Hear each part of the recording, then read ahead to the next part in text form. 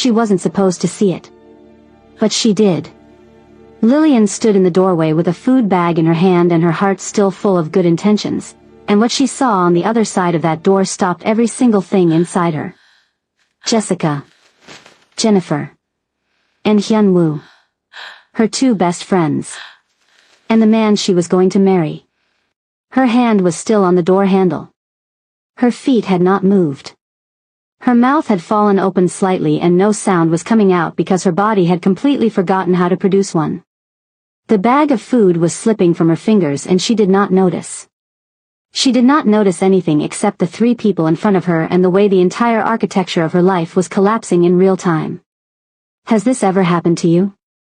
Not one person betraying you, but multiple people you loved, all at once, all in the same room? Because what Lillian is looking at right now is not just a betrayal. It is a massacre. The bag hit the floor. That sound, that small, stupid sound of takeout containers hitting tile, is what broke the moment open. Hyun-woo turned first.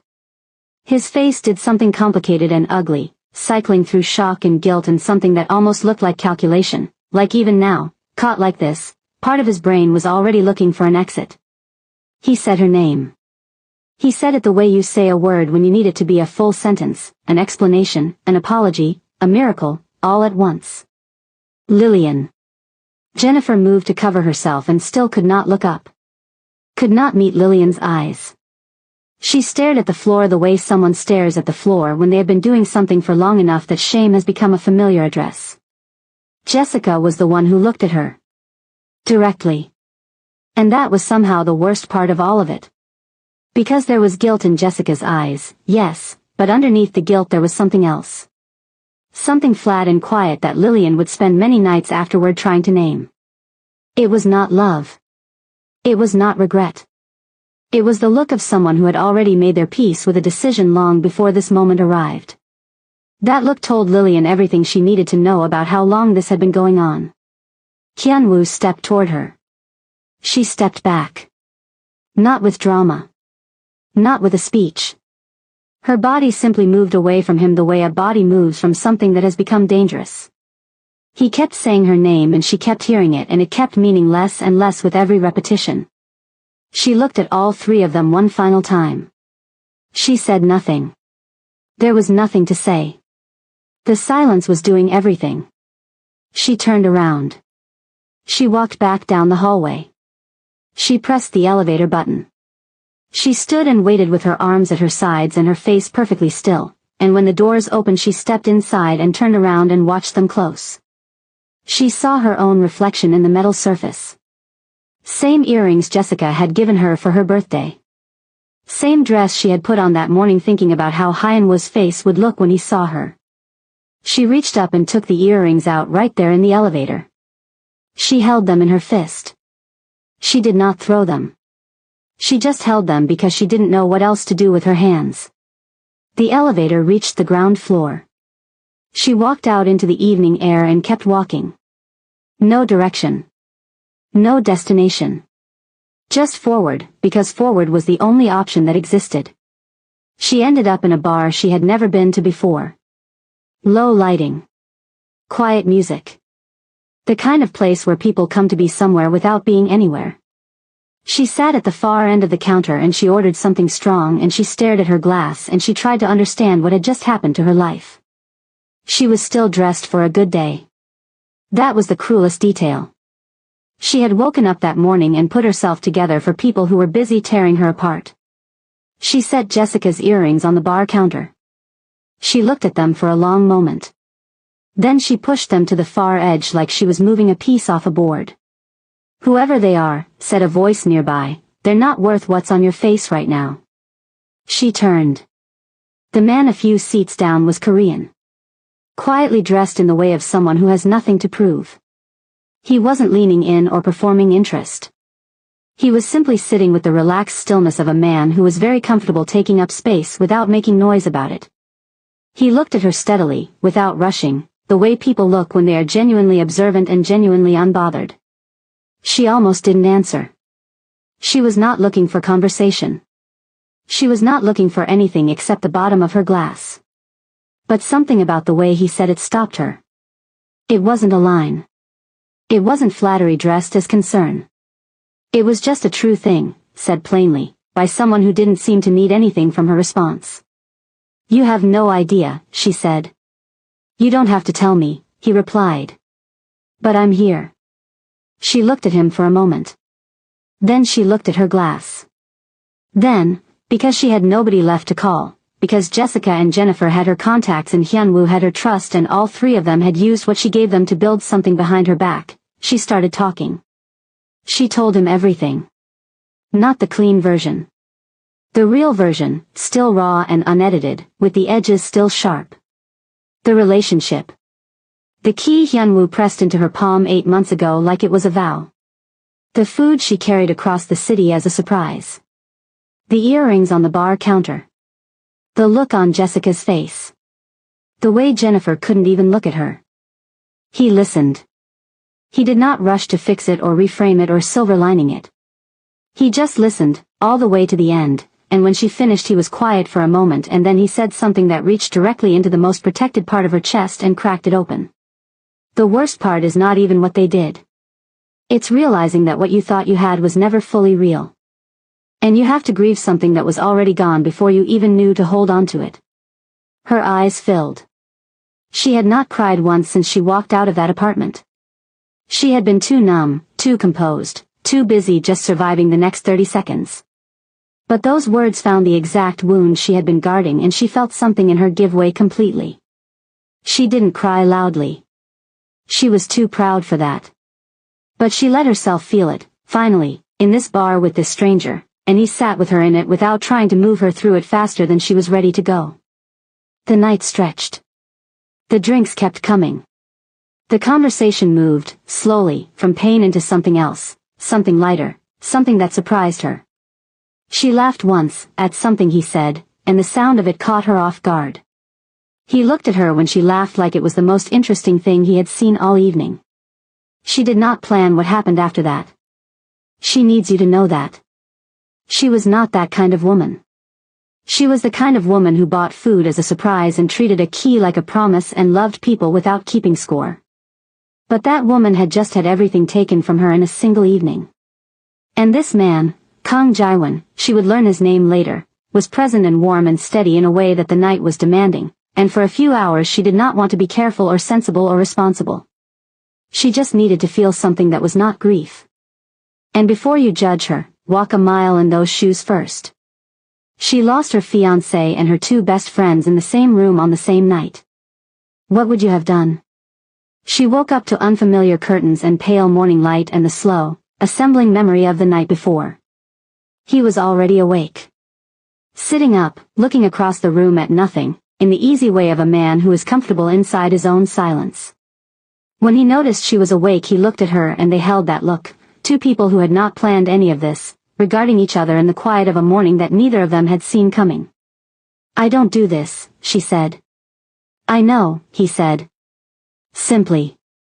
Like he believed her without needing her to prove it. They parted without promises or pretending. She walked out into the morning city and the air hit her face and she kept moving, one foot then the other, the same way she had walked out of that apartment building the night before. She had lost everything. She had no fiancé. No best friends. No home she could go back to without it feeling like a crime scene. But she was still standing. Still breathing. And somewhere underneath all the wreckage, something very small and very stubborn was refusing to lie down. She just had to figure out what came next.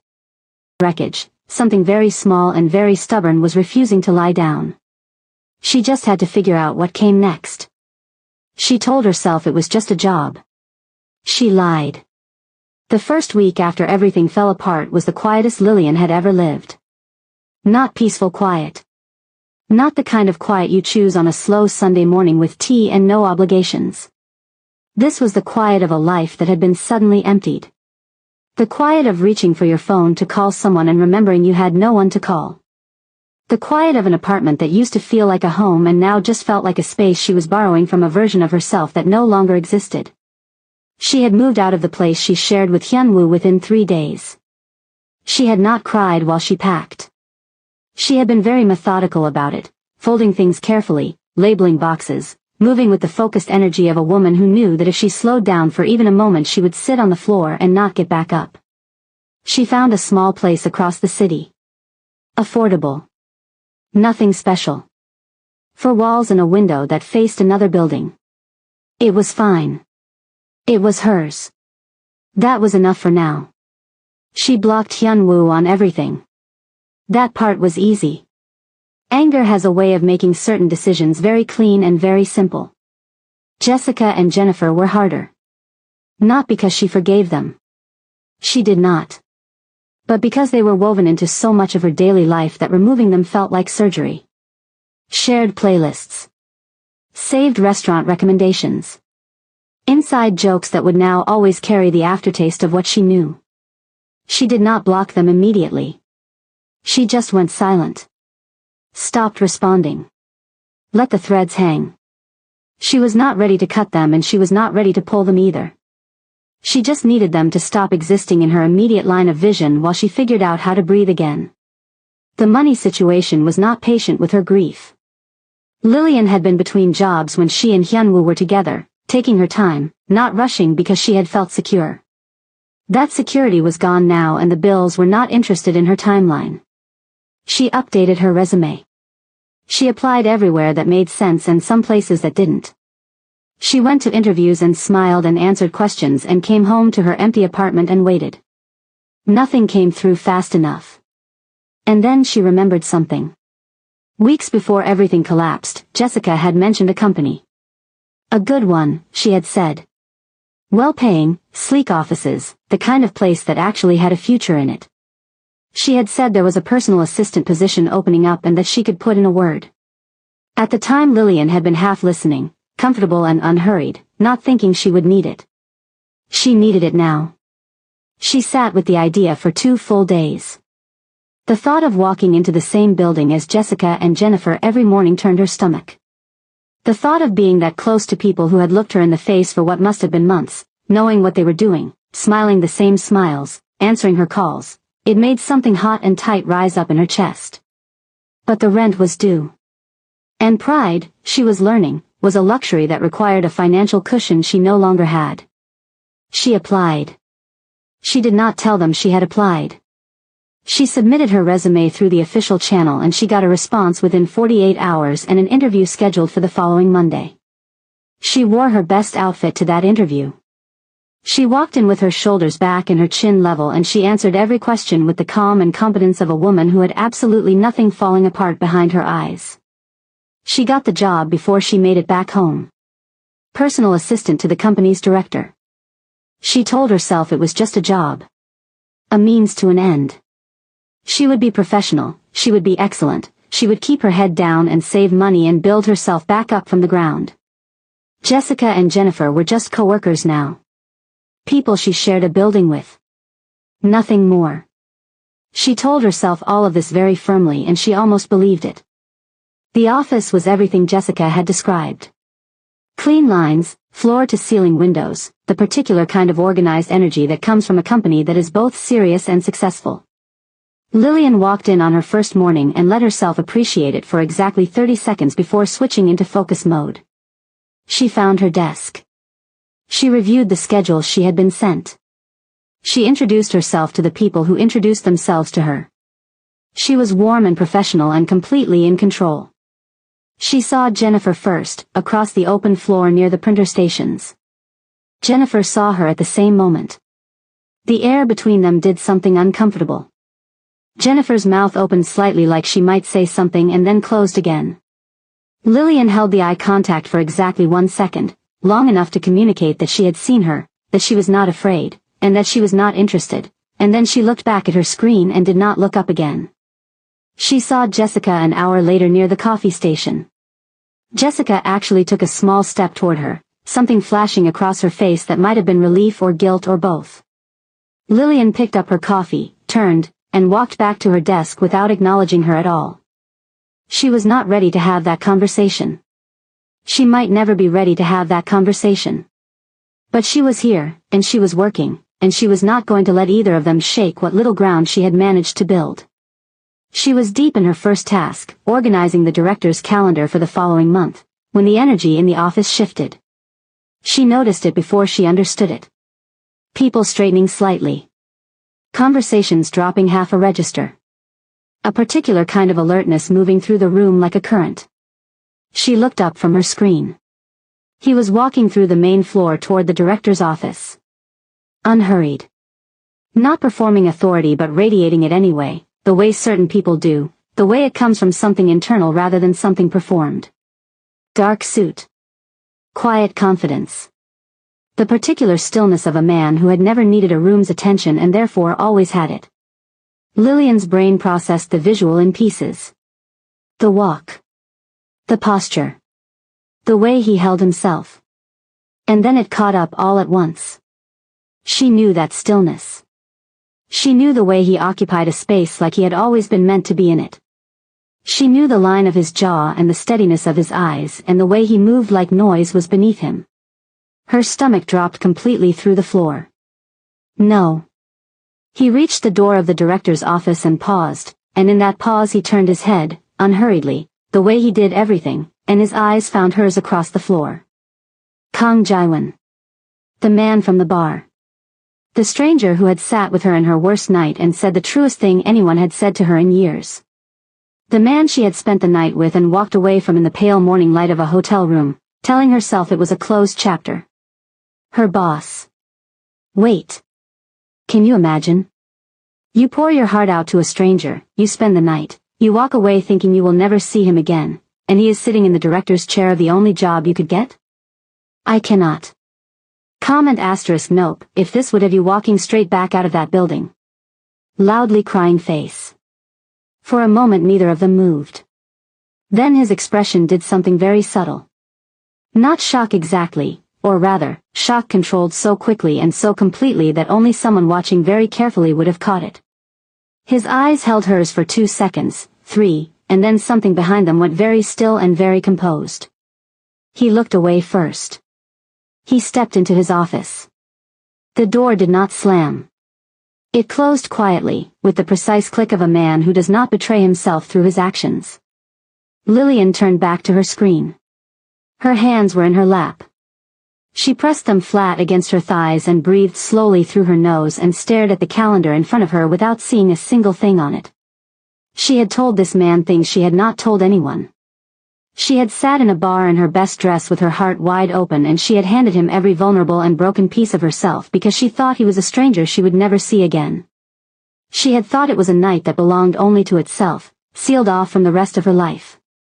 It was not sealed. It was sitting in the office 12 feet away from her desk. She was going to need a moment. She did not get a moment. Her phone buzzed. A message from the office system, routed from the director's office to her desk. My schedule for this afternoon needs to be rearranged.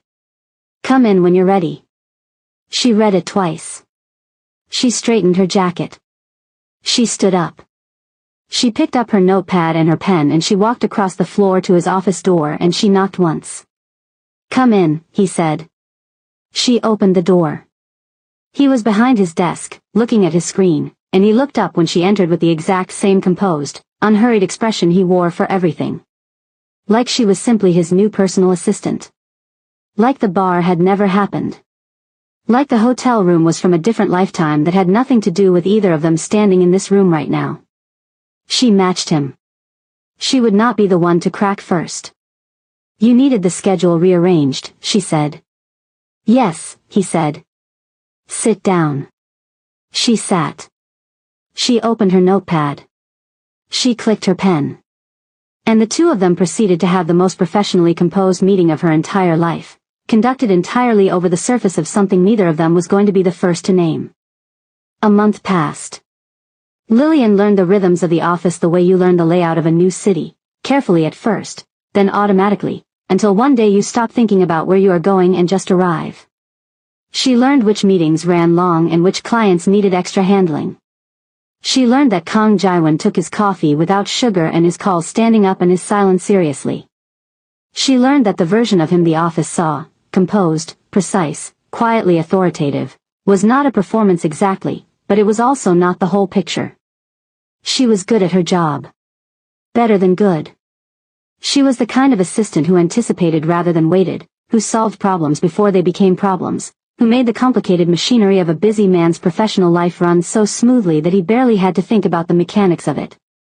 She knew this about herself. She had always been competent. It was one of the few things the last several weeks had not been able to take from her. Kang Jae-won noticed. He did not say so in so many words. But she could tell by the way the temperature of their professional interactions shifted, almost imperceptibly, the way seasons change, gradually and then all at once. He gave her more responsibility. He included her in briefings that went beyond the usual scope of a personal assistant. When she made a recommendation, he listened to it, actually listened, not the performative listening of someone waiting for their turn to speak, but the real kind. The kind that meant something. They did not talk about the bar.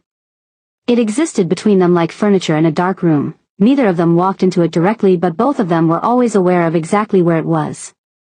Jessica and Jennifer watched all of this. Lillian was not naive enough to think they hadn't noticed. She had felt their eyes on her from the first day, tracking the quiet evolution of her relationship with Kang Jae-won with an attention that had nothing to do with idle curiosity. She ignored it the way she ignored most things in that office that were not her direct responsibility. She had not spoken to either of them beyond what professional necessity demanded. A nod in the hallway. A one-word answer when directly addressed. She kept the wall up and she kept it clean, and she did not give either of them a gap to slide through. But she was beginning to notice other things. Small things, the way small things always are before they become impossible to ignore. The way Jessica and Jennifer moved through the office together, easy, instinctive, finishing each other's sentences in the break room, sharing looks across meeting tables that carried entire conversations in a single glance. She had seen that closeness her whole friendship with them, and she had always assumed she was part of it. That she was included in whatever the warmth between them was. Watching them now from the outside, with fresh eyes and no investment in a particular version of the story, she saw something different. They were a unit. A complete one. Two people who had built something sturdy and self-contained between them that did not actually require a third person to function. She had always been around them, always present, always showing up, always loving loudly. But she was starting to understand, slowly and painfully, that presence is not the same as belonging. That being in the room is not the same as being in the circle. She had been outside that circle for years without knowing it.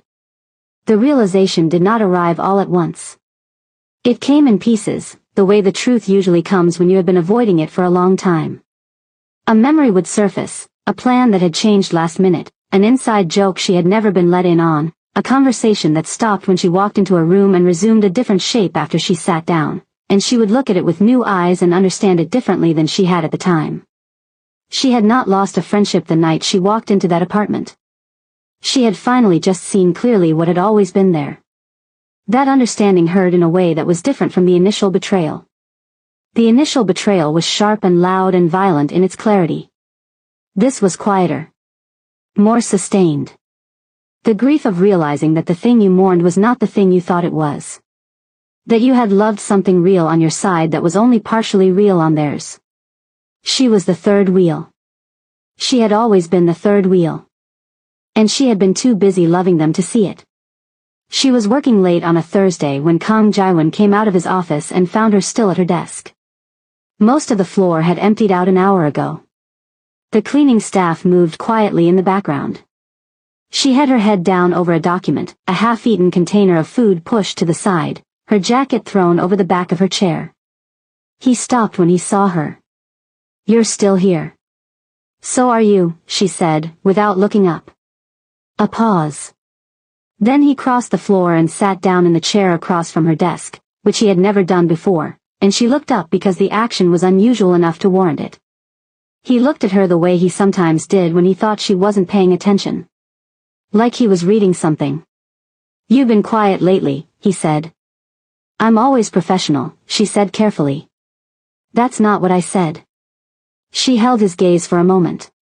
Then she sat back in her chair and looked at him properly for the first time in weeks outside of a work context, and something in her loosened slightly, the way it does when you have been holding your posture for too long and someone finally gives you permission to breathe. "I've just been figuring some things out," she said. About the job? About everything else. He nodded slowly, like that answer was sufficient. He did not push. That was one of the things she had learned about him over the past month. He never pushed. He created space and let you decide what to do with it.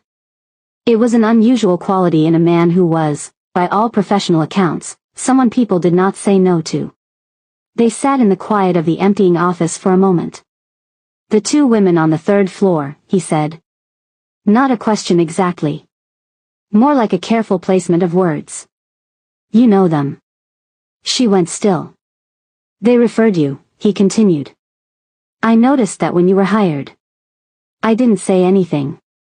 She looked at him. He was watching her with that steady, unreadable expression, but underneath it there was something attentive. Something that was waiting to understand rather than waiting to respond. Yes, she said. I know them. And they are the ones from the bar. It was not a question this time either. He had put it together, she didn't know when, didn't know how much he had assembled from what she had told him that night, but he had arrived at the truth and he was laying it on the table between them without drama or accusation. She exhaled slowly. Yes. Something shifted in his expression. Barely visible. The kind of shift that in another man might have been anger, but in him was something colder and more deliberate. He did not say anything immediately. He looked across the office floor, quiet, and she watched him process the information with the contained stillness of someone who was deciding something rather than reacting to something. You should have told me, he said finally. It wasn't relevant to the job. It's relevant to me. The words landed quietly, but they landed. She looked at him and he looked back at her, and for a moment the professional surface of everything they had built over the past month was thinner than usual, and she could see something underneath it that she had been carefully not looking at directly. She did not know what to do with Kang Jaiwan. That was the honest truth of it. She had walked into this job trying to survive, not trying to feel anything, and somewhere between the schedule rearrangements and the late nights and the careful dance of two people who knew more about each other than their professional relationship was supposed to allow, something had begun to grow in the space between them that she did not have a clean name for yet. She was not ready to name it. She was barely ready to acknowledge it existed. But she was aware of it. Constantly. Like a room in her chest that had a light on. He started doing small things. Not grand gestures. Nothing that could be pointed to directly and labeled. A better office chair appeared at her desk without comment. When a client spoke to her dismissively in a meeting, Kang Jaiwan redirected the conversation with a precision that was so smooth it could have been accidental, but she knew it wasn't. When she worked late he stayed without making a production of it.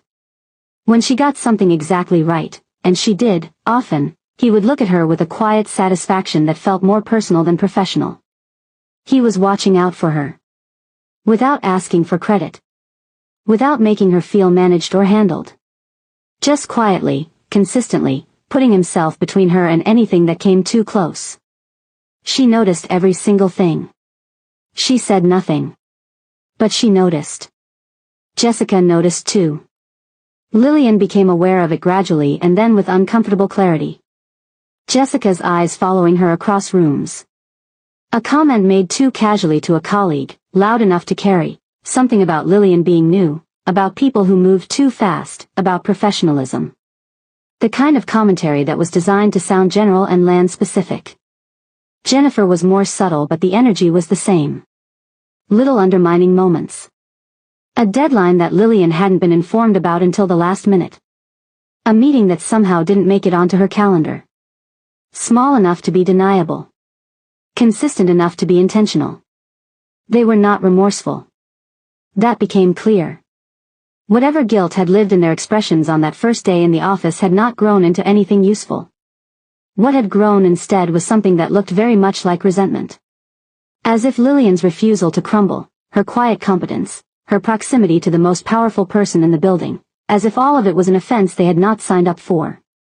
She had lost everything, rebuilt herself from nothing, walked into the same building as the two people who had helped destroy her life, and she was still standing. Still excellent. Still moving forward. And they could not stand it. She was in the break room alone when Jessica came in. Jennifer was a few steps behind her, which told Lillian this was not accidental. She kept her eyes on her coffee cup and her expression neutral, and she waited. "You look comfortable," Jessica said. Her voice was light in the way voices get when they are carrying something heavy underneath. "I'm making coffee," Lillian said. "You know what I mean." Lillian looked up then. She looked at Jessica fully, the way she had been avoiding doing for weeks, and she took in the expression on her face, the tightness around the eyes, the set of the mouth, the particular energy of someone who has come somewhere with a purpose. "Say what you came to say," Lillian said quietly. Jessica and Jennifer exchanged a look. That look, the private fluent language of their closed circle, that look that had always excluded her without her knowing it. "We're just saying," Jennifer started. "Be careful," Jessica finished. "With Jaiwan. You don't know what you're getting into." Lillian was quiet for a moment. "You're giving me advice. We're looking out for you. Like you always have." The words fell flat and sharp at the same time. Jessica's expression flickered. Jennifer looked away. Lillian picked up her coffee. She looked at both of them one more time, these two women she had loved for years, these two women who had made her believe she had a circle when she had always been standing just outside of it, and she felt something settle in her chest. Not anger. Not sadness. Something quieter and more final than either. "I'm good," she said. She walked out of the break room and back to her desk, and she sat down and she opened her work, and she did not think about them for the rest of the day. But she thought about Kang Jaiwan. She thought about a man who had sat with her in the worst night of her life and asked for nothing. Who had given her back to herself in the morning without making her feel like she owed him the gesture. Who had watched her rebuild herself from the inside of the same building and had said nothing about what he was doing when he quietly, consistently made sure the ground beneath her was a little more stable. She thought about the light in that room in her chest. She was almost ready to open the door. It happened on a Wednesday. Lillian had learned that the most significant moments of her life never announced themselves in advance. The morning she walked into Hyenwa's apartment, she had been thinking about dumplings. The night she met Kang Jaiwan, she had been thinking about survival. And the Wednesday everything finally came to a head, she had been thinking about a quarterly report that needed to be on Jaiwan's desk before noon. She was walking through the third-floor corridor with a folder under her arm when Jessica stepped out of a conference room directly into her path. Jennifer was behind her. The door clicked shut. The corridor was empty in both directions. Lillian stopped. She looked at both of them. She waited. "We need to talk," Jessica said. "I don't think we do." Lillian. Jennifer's voice had something in it that might have been an attempt at sincerity. "We have been trying to give you space, but this has gone on long enough and we need to clear the air." Lillian looked at her. "Clear the air," she repeated. "Yes. What happened, what you saw, it's complicated. And we know you're angry, but you've been freezing us out for weeks and we work in the same building and it's becoming uncomfortable." Lillian offered. Jennifer stopped. "Yes. For you." Neither of them answered. Which was its own answer. Lillian shifted the folder under her arm and looked at both of them with the calm of a woman who had already lived through the worst of this and was therefore not afraid of the conversation. She had cried for these women. She had grieved the friendship. She had spent nights pulling apart years of memories and reassembling them with the new information she had been given, and she had come out the other side of that process with a very clear picture of what had existed and what had not. She was not angry anymore. That was the thing. The anger had burned clean weeks ago and left something cooler and clearer in its place. "I'm not frozen out," she said. "I'm just done." Jessica's expression shifted. Something in it sharpened. "Done," she repeated, like the word tasted wrong. "Yes. Because of one mistake." Lillian looked at her. "One. Things happen. Feelings happen. It wasn't planned." "How long?" Lillian asked. Her voice was even. Conversational almost. Jessica went quiet. "How long had it been going on?" Lillian asked again. "Because I've been thinking about it and I don't think it was once. I don't think it was recent. I think it had been going on long enough that all three of you were comfortable. Long enough that it became normal." So I'm asking you directly. How long? The silence that followed was its own confession. Jennifer looked at the floor. Jessica looked at a point past Lillian's shoulder, that same look, the flat, already decided look that Lillian had seen in the doorway of Hyenwa's apartment, the look that had haunted her more than the image itself. That's what I thought, Lillian said quietly. You want to act like you're perfect, Jessica said, and now the lightness in her voice was gone entirely. Something harder had replaced it. Like you were this perfect friend and we just destroyed everything for no reason. I never said I was perfect. You didn't have to. You've always made us feel like we owed you something. Always showing up, always doing too much, always making everything about how much you love people. It's exhausting, Lillian. It was always exhausting. The words were designed to wound. Lillian could see the architecture of them, the way Jessica had built them to find the most vulnerable entry point, to take the very things that made Lillian who she was and reframe them as flaws, as burdens, as things to be ashamed of. She felt them land. She would not pretend otherwise. There was a sharp intake somewhere in her chest, a small flinch that she did not let reach her face. But she did not break. So loving people too much is the reason you slept with my fiancé, she said. That's the logic. Jessica opened her mouth. Don't, Lillian said. Quietly. Firmly. I'm not doing this with you. Not because it hurts and not because I'm afraid of it. Because I already know everything I need to know and this conversation has nothing left to give me. She looked at Jennifer, who had still not fully met her eyes. I spent years showing up for both of you. Genuinely. Without keeping score. And you were never really mine to show up for. That's fine. People are allowed to grow closer to each other than they are to a third person. But you could have just been honest. You could have let the friendship fade the way friendships sometimes do. Instead you smiled and called and pretended right up until I found out the hardest possible way. Jennifer's jaw tightened. Something that might have been shame moved across her face briefly. That's the part one won't forgive, Lillian continued. Not the feelings, not even what you did. The pretending. The years of pretending. She adjusted the folder under her arm. I have a report to deliver, she said. Excuse me. She walked between them and down the corridor and she did not look back once. Her hands were shaking slightly by the time she reached Jaiwan's office. She stopped outside the door and pressed one palm flat against the wall and breathed. In through the nose. Out slowly. She gave herself 60 seconds to feel it, the sting of Jessica's words, the confirmation of everything she had suspected, the strange grief of a door finally closing all the way, and then she straightened, knocked, and walked in. Jaiwan was on a call. He held up one finger without looking up. She set the report on his desk and turned to leave. Lillian. She stopped. He was off the call. He was looking at her with that particular attentiveness, the kind that missed nothing, and she realized her composure was not as complete as she had thought.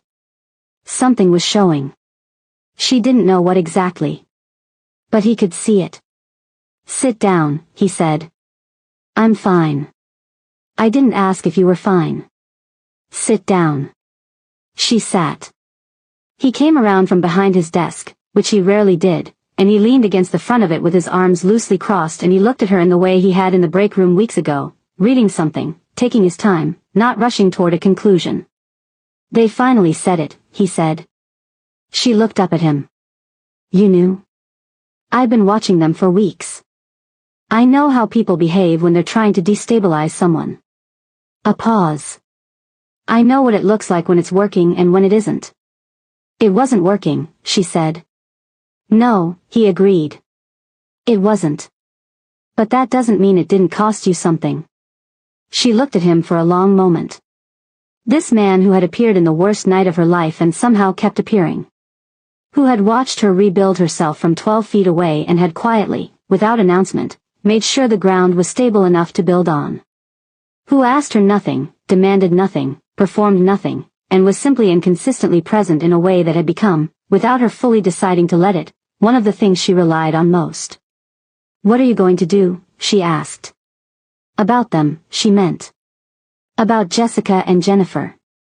What I should have done when I put the full picture together, he said simply. Jaiwan. They've been deliberately interfering with your work. That's a professional matter regardless of the personal history. He looked at her steadily. I am not doing it for you. I am doing it because it is the right call. She almost smiled at that. Because of course that was how he would say it. Jaiwan never did anything for sentimental reasons, or at least he would never say so. He wrapped every human thing he did in the language of logic and necessity. She had learned to read underneath the language to the thing it was actually carrying. Okay, she said. Okay, he repeated. The room was quiet for a moment. Then he said, with the same even tone he used for everything, you are the strongest person in this building. I want you to know that I see that. Even when you don't. She felt her throat tighten. She looked at her hands. She had not expected that. He rarely said the thing directly. She had grown accustomed to receiving everything from him in the indirect form, reading it through actions and small moments and the way he positioned himself between her and things that came too close. This was direct. And it landed somewhere deep. Thank you, she said. Her voice was steady but only just. He nodded once, like the conversation was complete, and moved back behind his desk. She stood and gathered herself and walked toward the door. Lillian. She turned. He was looking at her from behind his desk with an expression she had not seen on him before. Something open in it. Something that had lowered the careful composure just enough to let her see what was underneath. After work, he said. Dinner. Not as colleagues. She looked at him. He looked back.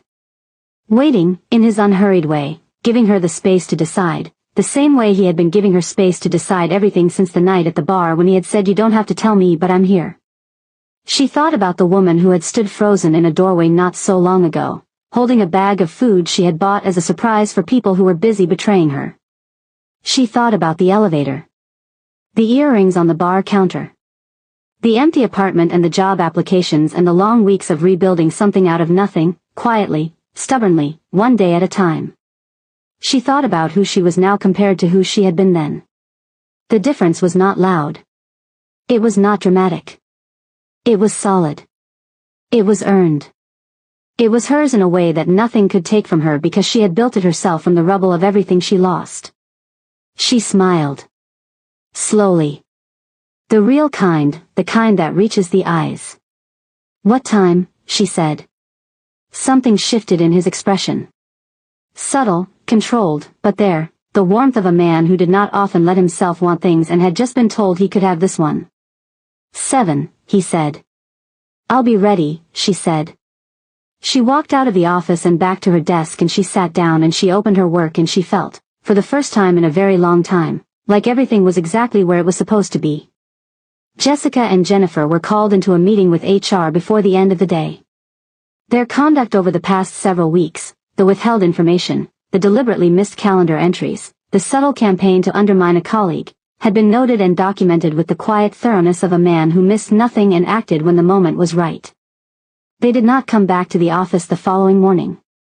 Lillian found out the way she found out most things at the company now, efficiently, without drama, as a simple fact she filed and moved past. She did not celebrate. She did not feel guilty. She felt the clean, uncomplicated closure of a chapter that had taken far too long to end. She was at her desk at 8 in the morning, excellent at her job, unbothered, whole. Dinner was quiet and honest in the way that things between them had always eventually become. They sat across from each other in a restaurant that was warm and unhurried and they talked, not about work, not about the bar, not about the complicated architecture of how they had arrived at this table. They talked the way two people talk when they are finally allowing themselves to just be in the same space without managing the distance between them. He was, as she had suspected from the very beginning, more than what he showed the world. Not softer exactly. Just fuller. There was humor in him that he deployed rarely and therefore precisely. There was a quality of attention he gave her that made her feel like the most considered person in any room. He was a man who had clearly spent a long time being surrounded by people who wanted things from him and had therefore become very selective about who he let close. She understood that. She had spent a long time being surrounded by people who were not who they said they were and had therefore become careful about where she placed her trust. They were, she thought, looking at him across the table in the warm light of a good evening, two people who had both been through enough to know what they were choosing. That knowledge made it feel solid in a way that the excitement of something new sometimes doesn't. She was not falling.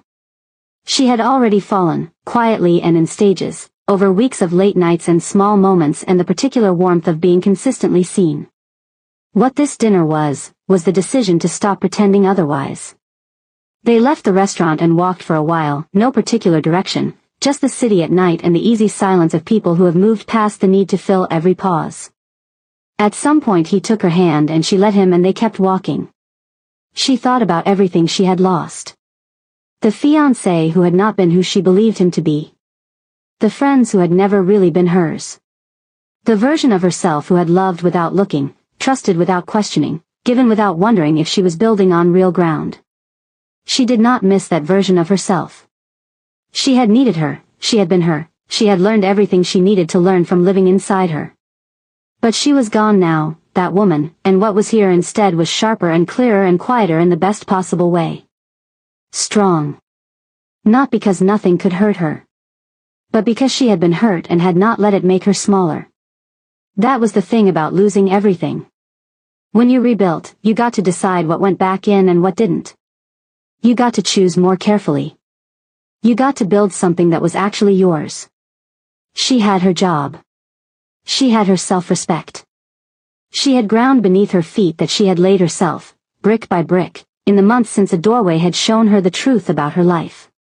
And she had this, the city at night and a man beside her who had appeared in her worst moment and had, without either of them entirely planning it, become one of the best things in her life. Lillian was not the woman in the doorway anymore. She had walked through it. And everything on the other side was hers. If you made it to the end of this story, thank you. Lillian's journey is for every woman who has ever loved too freely and been taken for granted, who has ever stood in a moment of devastating clarity and had to decide what to do with the truth. She chose herself. Every single time. And that is why she gets everything at the end. If this story moved you, share it. If you saw yourself in Lillian, comment below. And if you want more stories like this on the Afro Korea channel, let us know, because there are more women like Lillian whose stories deserve to be told. Blackheart.